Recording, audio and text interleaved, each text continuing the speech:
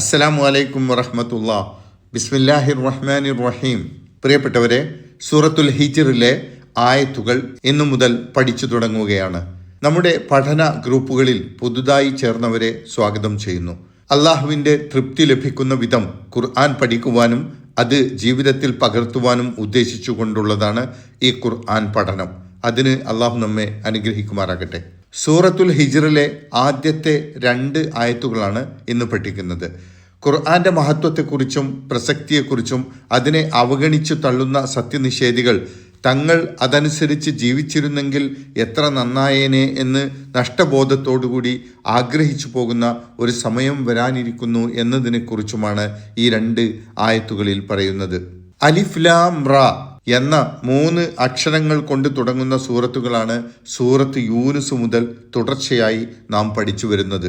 അതിൽ സൂറത്തുൽ റഅദിൽ മാത്രം ചെറിയ വ്യത്യാസമുണ്ട്. ആ കൂട്ടത്തിൽ അവസാനത്തെ സൂറത്താണ് ഇന്ന് നാം പഠിച്ചു തുടങ്ങുന്ന സൂറത്തുൽ ഹിജ്ർ.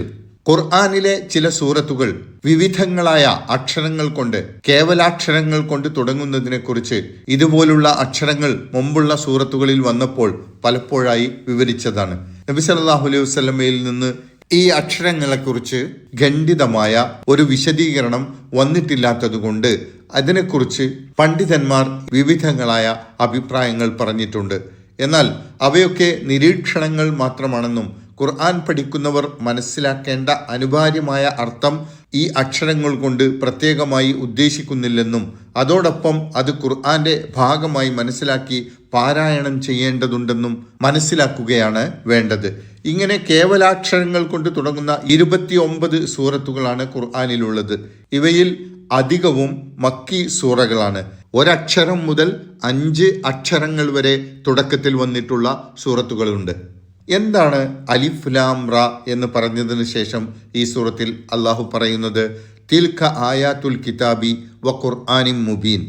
ഇത് വേദഗ്രന്ഥത്തിൻ്റെയും സുവ്യക്തമായ ഖുർആന്റെയും സൂക്തങ്ങളാകുന്നു. അലിഫ് ലാം റാ പോലെയുള്ള കേവലാക്ഷരങ്ങൾ കൊണ്ട് തുടങ്ങുന്ന മിക്കവാറും സൂറത്തുകളിൽ കേവലാക്ഷരങ്ങൾ പറഞ്ഞ ശേഷം ഖുർആനെ കുറിച്ചാണ് പറയുന്നത്. ഒന്നുകിൽ ഈ ഖുർആൻ മനുഷ്യർക്ക് നിയമങ്ങളായി ഇറക്കിയ വേദമാണ്, അതല്ലെങ്കിൽ ഇത് കാര്യങ്ങൾ വിശദീകരിക്കുന്ന വിശുദ്ധ ആയത്തുകൾ ഉൾക്കൊള്ളുന്ന ഖുർആനാണ്, വേദഗ്രന്ഥമാണ് തുടങ്ങി ഖുർആനെ കുറിച്ചും ഖുർആന്റെ അവതരണത്തിന്റെ പ്രസക്തിയും ആവശ്യവും ഈ കേവലാക്ഷരങ്ങൾക്ക് ശേഷം ഊന്നിപ്പറഞ്ഞുകൊണ്ടാണ് ഇത്തരം സൂറത്തുകളിൽ അധികവും ആരംഭിക്കുന്നത്. ഉദാഹരണത്തിന് നാം ഒടുവിൽ പഠിച്ചു കഴിഞ്ഞ അലിഫ് ലാം റാ കൊണ്ട് തുടങ്ങുന്ന സൂറത്ത് യൂനുസ് മുതലുള്ള സൂറത്തുകൾ പരിശോധിച്ചു നോക്കിയാൽ മനസ്സിലാവും. ഇവിടെ തിൽക എന്ന് പറയുന്നത് അവ അല്ലെങ്കിൽ ഇവ, അതായത് ഈ ഖുർആനിൽ പറഞ്ഞുകൊണ്ടിരിക്കുന്ന വാചകങ്ങൾ ആയാത്തുൽ കിതാബ്, വേദഗ്രന്ഥത്തിലെ സൂക്തങ്ങളാണ്. അൽ കിതാബ് എന്നാൽ അള്ളാഹു ഇറക്കിയ വേദം എന്നാണ് അർത്ഥം. അതിൽ എല്ലാ വേദങ്ങളും പെടും. എന്നാൽ ഇവിടെ ഓതിക്കേൾപ്പിക്കപ്പെട്ടുകൊണ്ടിരിക്കുന്നത് ഖുർആനിലെ ആയത്തുകളാണല്ലോ. അതുകൊണ്ട് അൽ കിതാബ് കൊണ്ട് ഇവിടെ ഉദ്ദേശിക്കുന്നത് ഖുർആനാണ്. വ ഖുർആനിൻ മുബീൻ, സുവ്യക്തമായ ഖുർആന്റെയും വചനങ്ങളാണ്. വേദഗ്രന്ഥത്തിന്റെയും ഖുർആന്റെയും എന്ന് പറയുമ്പോൾ രണ്ടും രണ്ടായിട്ടല്ല ഉദ്ദേശിക്കുന്നത്. വേദഗ്രന്ഥത്തിന്റെ കാര്യങ്ങൾ വ്യക്തമായി വിവരിക്കുന്ന ഖുർആന്റെ ആയത്തുകൾ, സൂക്തങ്ങൾ എന്നാണ്. എന്തുകൊണ്ടാണ് ഈ ഖുർആനെ വ്യക്തമായി വിവരിക്കുന്ന ഖുർആൻ എന്ന് പറയുന്നത്? ഇന്നലത്തെ ആമുഖത്തിൽ അത് സൂചിപ്പിച്ചിരുന്നു. അതായത് കാര്യങ്ങൾ ഈ ഖുർആനിൽ വ്യക്തമായി വിശദീകരിക്കുന്നു. എന്നിട്ട് ഈ ഖുർആൻ അനുസരിച്ച് ജീവിക്കുന്നവർക്ക് രക്ഷയുണ്ടെന്നും അല്ലാത്തവർക്ക് നാശമായിരിക്കുമെന്നും വളരെ വ്യക്തമായി ജനങ്ങളെ ഈ ഖുർആൻ ഉത്ബോധിപ്പിക്കുന്നു. തുടർന്ന് പറയുന്നത് എന്താണ്? പക്ഷേ അധികം ആളുകളും ഈ ഉത്ബോധനത്തെ തള്ളിക്കളയുന്നതാണ് നബി സല്ലല്ലാഹു അലൈഹി വസല്ലമയും സത്യവിശ്വാസികളും മക്കയിൽ കണ്ടുകൊണ്ടിരിക്കുന്നത്.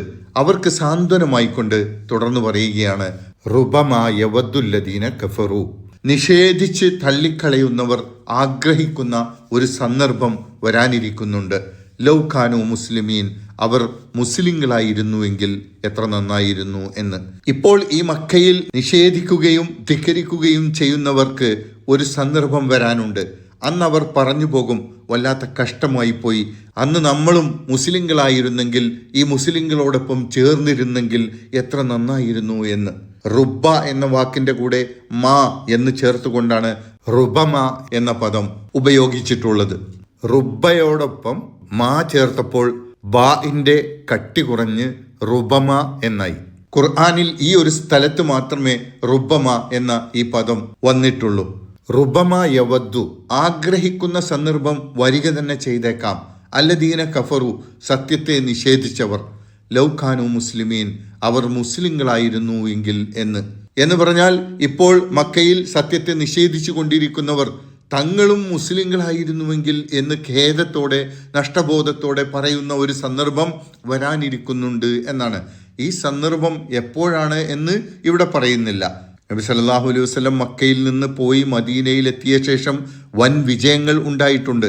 ആ വൻ വിജയങ്ങൾ ഉണ്ടാവുമ്പോൾ മക്കയിലുള്ള ഇപ്പോഴത്തെ സത്യനിഷേധികൾ അന്ന് അങ്ങനെ ആഗ്രഹിച്ചു പോകും എന്നാവാം ഉദ്ദേശിക്കുന്നത്.